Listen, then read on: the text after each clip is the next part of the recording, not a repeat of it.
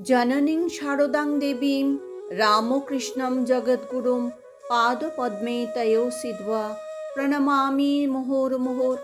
नमो श्री ज्योतिराजाय विवेकानंदसूराय सच्चित्सुखस्वरूपाय स्वामिने तापहारिणे। নমস্কার। ঠাকুর, মা, স্বামীজির রাতুল চরণে আভূমি লুণ্ঠিত প্রণাম নিবেদন করি। আজকের অনুধ্যান শ্রী শ্রী মায়ের কথা। ভক্ত শ্রী প্রবোধ ও শ্রী মনীন্দ্র স্মৃতিতে শ্রী শ্রী মায়ের কথা। 1907 খ্রিস্টাব্দে শ্রী শ্রী মাকে প্রথম দর্শন করি। 1908-এর প্রথম ভাগে বর্ষাকালে দ্বিতীয়বার দর্শন হয়। এবার বেলা 11টার সময় জয়রামবাটি উপস্থিত হই। প্রণাম করিলে পর শ্রী শ্রী মা জিজ্ঞাসা করিলেন, তুমি কি মাস্টার মহাশয়ের ছাত্র? আমি, না মা, আমি তার কাছে যাই। মা, তিনি কেমন আছেন? তুমি কি শিগগির গিয়েছিলে? আমি, ভালো আছেন, আমি 8 দিন আগে গিয়েছিলুম। মধ্যাহ্নে আহার করিবার সময় আমি জিজ্ঞাসা করিলাম, এখন আপনার কলকাতায় যাওয়া হবে কি? মা, ইচ্ছে তো আছে, পূজার সময় যাই, তারপর মা যা করেন। তোমাদের জমিতে ধান হয়? আমি, হ্যাঁ মা, হয়। মা, বেশ, আমাদের দেশে ভালো ধান হয় না, তোমাদের কলাই হয়? আমি, হ্যাঁ মা। মা, বেশ ভালো। রাত্রে আহারের সময় শ্রী শ্রী মা জিজ্ঞাসা করিলেন, তুমি কি বাড়িতেই থাকো এখন? আমি, হ্যাঁ মা, বাড়িতেই আছি। আমার বড় বিপদ, খুব অসুখ হয়েছিল, তারপর বিবাহ।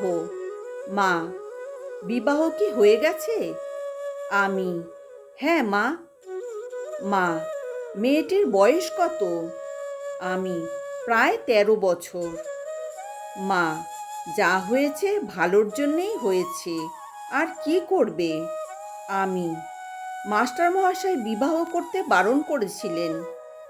মা, আহা, নিজে অনেক কষ্ট পেয়েছেন কিনা তাই বলেন, আর তোরা কেউ বিয়ে করিস নে রে।